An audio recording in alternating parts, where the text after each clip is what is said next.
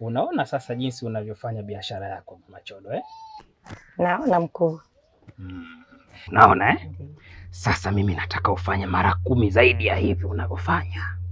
Mkuu, mbona unanitisha hapo? Itakuwa kuna kitu unakitaka hapo mkuu. Kitu gani hicho mkuu unachokitaka? Hebu niambie.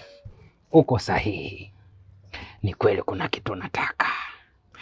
Ninachokitaka mimi uniozeshe yule binti yako Lolo. Mkuu, unadhani inaweza ikawa tu kirahisi tu hivi kama unavyodhania? Mama Chodo, usichokijua wewe, mimi kuna kitu nimekiweka kwa mtoto wako. Kipi hicho mkuu? Marhaba. Nimemweka zindiko, yani nimemtega. Pale alipo hatakiwi kukutana na mwanaume yoyote yule, na mwanaume atakayejaribu kukutana naye atakuwa mwenyewe amejiandalia safari ya kuzimu, yani atakufa. Atakufa. Kwa nini unachukua jukumu wakati hata mhusika mwenyewe hajui?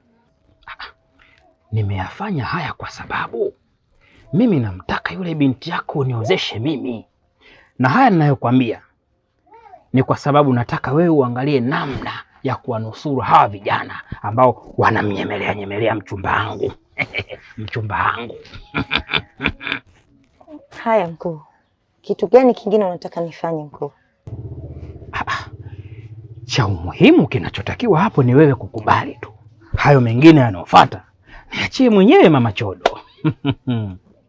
Niachie mimi tu. Mimi nikutoe shaka mkuu. Mimi nimekubali. Kweli? Nimekubali.